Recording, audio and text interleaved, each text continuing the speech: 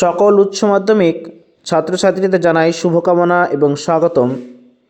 তোমরা আর কয়েকদিন অপেক্ষা, আর কয়েকদিনের মধ্যেই তোমরা পরীক্ষায় বসতে যাবে।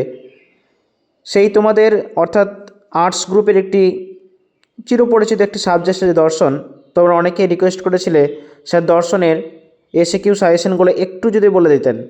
আমি সেই জন্য তোমাদের হাতে গুনে বেছে কয়েকটা প্রশ্ন উত্তর তোমাদের জন্য নিয়ে এসেছি। আমি কিন্তু বড় কোশ্চেনের যে একটা সাজেশন হয় সেটা কিন্তু ভালো একটা কম্পিউটার সাজেশন কিন্তু তোমাদের আমি আগের ভিডিওতে দিয়েছি। তোমরা না দেখে থাকলে তোমরা প্লেলিস্টে গিয়ে সেটা কিন্তু ভিজিট করে নিতে পারো। খুব ভালো ভালো সাজেশন কিন্তু সেখানে দেওয়া হয়েছে। আশা করি ওগুলোর মধ্যে কিন্তু তোমরা কমন পাবে।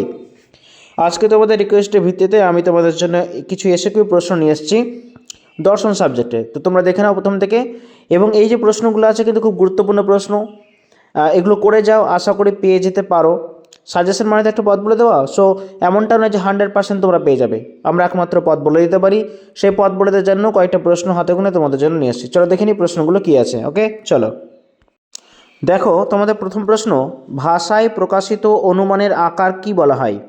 উত্তর হবে ভাষায় প্রকাশিত অনুমানের আকারকে যুক্তি বলা হয়। প্রশ্ন নম্বর 2, যুক্তি হলো ভাষায় প্রকাশিত ড্যাশ। সঠিক হবে অনুমান। যুক্তি হলো ভাষায় প্রকাশিত একটি অনুমান। 3 নম্বর, আরোহ যুক্তির সিদ্ধান্ত সর্বদা ড্যাশ হয়। অবশ্যই আরোহ যুক্তির সিদ্ধান্ত সর্বদা সম্ভাব্য হয়। তোমাদের প্রশ্নোত্তর সহ প্রত্যেকটা সাজেশন তোমরা দেখে নাও, উত্তর দেওয়া রয়েছে, ফলে তোমাদের মুখস্থ করতে বা বুঝতে কোনো রকম সমস্যা হবে না। চলো পরের পৃষ্ঠে চলে যাই। প্রশ্ন নম্বর 4, যুক্তি হলো একটি ড্যাশ। উত্তর হবে মানসিক প্রক্রিয়া। 5 নম্বর, বৈধ অবরোহ যুক্তির সিদ্ধান্ত সত্য হতে পারে আবার মিথ্যে হতে পারে। উক্তিটি কি? উক্তিটি অবশ্যই সত্য। 6 নম্বর, বৈধতার প্রশ্নটি জড়িত থাকে কিসের সাথে? উত্তর হবে বৈধতার প্রশ্নটি জড়িত থাকে যুক্তির আকারের সাথে।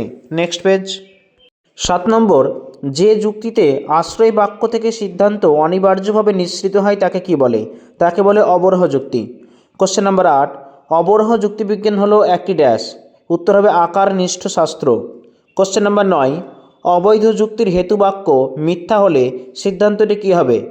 সিদ্ধান্ত হবে সত্য অথবা মিথ্যা দুই হতে পারে। ওকে, চলো নেক্সট। 10 নম্বর, যুক্তিবিজ্ঞানে সুতরাং শব্দটি কী নির্দেশ করে? যুক্তিবিজ্ঞানে সুতরাং শব্দটি সিদ্ধান্তকে নির্দেশ করে। কোশ্চেন নাম্বার 11, যদি একটি অবরোহ যুক্তির সিদ্ধান্ত সত্য হয় তাহলে যুক্তিটি কী হবে? উত্তর হবে একটি অবরোহ যুক্তির সিদ্ধান্ত সত্য হলে যুক্তিটি সম্ভাব্য হবে। কোশ্চেন নাম্বার 12, বৈধতা বা অবৈধতার প্রশ্নটি কার সাথে যুক্ত? বৈধতা বা অবৈধতার প্রশ্নটি অবরোহ যুক্তির সাথে যুক্ত। চলো নেক্সট পেজ। 13 নম্বর, ভাষায় প্রকাশিত অনুমানের আকারকে বলা হয় ড্যাশ। উত্তর হবে যুক্তি। যুক্তিতে যে বচনের সত্যতা দাবি করা হয় তাকে কি বলা হয়? উত্তর হবে সিদ্ধান্ত। 15 নম্বর, সামান্য নয়ার্থক বচন কোনটি? সামান্য নয়ার্থক বচন হলো ই বচন। ওকে, চলো নেক্সট। কোশ্চেন নম্বর 16, নিরপেক্ষ বচনের চতুষ্প্রকার পরিকল্পনা কার? উত্তর হবে অ্যারিস্টটলের। 17 নম্বর, ব্যাপ্যতা শব্দটি কার সঙ্গে জড়িত? উত্তর হবে পদের সঙ্গে। 18 নম্বর, বচনের প্রতিকায়িত রূপকে কি বলে? উত্তর হবে বচন আকার। বচনের প্রতিকায়িত রূপকে বলে বচন আকার। প্রত্যেকটা প্রশ্ন খুবই গুরুত্বপূর্ণ তোমাদের জন্য নিয়ে এসেছি, অতএব তোমরা কিন্তু এগুলো বাদ দিয়ে পড়াশোনা করবে না, এগুলো কিন্তু অবশ্যই পড়াশোনার সাথে করবে। ওকে, চলো নেক্সট পেজ। এবারে দেখো আরও কিছু প্রশ্ন। যুক্তির বস্তুগত সত্যতা বলতে কি বোঝো? এগুলো কিন্তু উত্তর তোমরা অবশ্যই বই থেকে খুঁজে নেবে। পরের প্রশ্ন, যুক্তির আকারগত বৈধতা কি? একটি বৈধ অবরোহ যুক্তির উদাহরণ দাও। সত্যতা ও বৈধতার মধ্যে পার্থক্য কি? যুক্তির উপাদান বলতে কি বোঝো? অনুমান ও যুক্তির মধ্যে পার্থক্য কি? এগুলো কিন্তু তোমাদের টেক্সট বই থেকে তোমরা কিন্তু পেয়ে যাবে। আমি শুধুমাত্র প্রশ্নগুলো বলে দিচ্ছি, তোমরা কিন্তু উত্তর অবশ্যই প্রশ্ন থেকে করে নেবে, বই থেকে করে নেবে। ওকে, চলো আমরা নেক্সট পেজে চলে যাই। সিদ্ধান্ত কাকে বলে? যুক্তির অবয়ব কাকে বলে? অবরোহ যুক্তির দুটি বৈশিষ্ট্য লেখো। একটি বৈধ অবরোহ যুক্তির উদাহরণ দাও যার আশ্রয় বাক্য মিথ্যা কিন্তু সিদ্ধান্ত সত্য।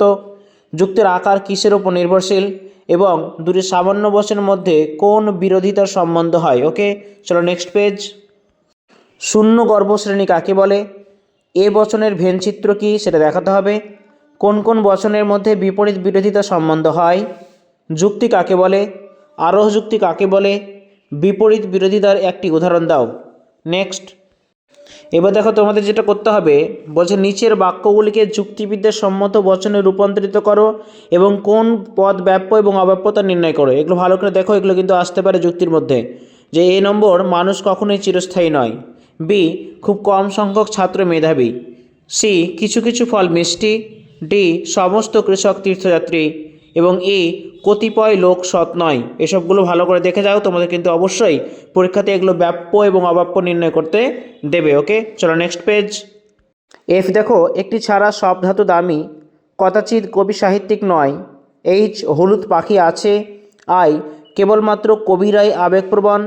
যে সমস্ত কাক কালো নয়। কে খুব অল্প লোকই বুদ্ধিমান।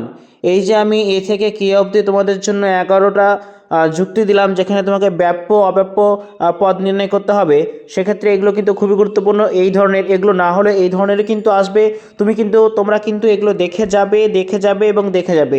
এগুলো ছাড়া কিন্তু প্রশ্ন দর্শনে হয় না। সো আমি আশা করি এগুলো যদি ভালো করে পড়ে যাও, অবশ্যই তোমরা তোমাদের প্রশ্নপত্রে সেই দিনে যেদিন পরীক্ষা সেদিন কিন্তু অবশ্যই প্রশ্নপত্রের প্রশ্নগুলো দেখতে পাবে। এবং সাথে সাথে বলবো, আমাদের এই ডেসক্রিপশন বক্সে কিন্তু আগের দর্শনের কোশ্চেন ছাড়া রয়েছে, সেখানে একটা ভিডিও তোমাদের জন্য দিয়েছিলাম। সেই প্রশ্নোত্তরের ভিডিওটি অবশ্যই দেখে নেবে, তাহলে তোমাদের ধারণা পরিষ্কার হয়ে যাবে এবং আশা করি তোমরা পরীক্ষা কিন্তু কমন পাবে। ওকে, তো এই ছিল আজকের জন্য তোমাদের এসে কেউ সাজেশন নিয়ে আসা। তোমরা পড়া শুরু করে দাও। 3 তারিখ থেকে সেই পরীক্ষা শুরু হবে। তোমাদের জন্য শুভেচ্ছা রইলো, তোমাদের জন্য ভালোবাসা রইলো। তোমরা পরীক্ষায় অনেক এগিয়ে যাও এই আশা রাখি। ওকে, থ্যাংক ইউ সো মাচ।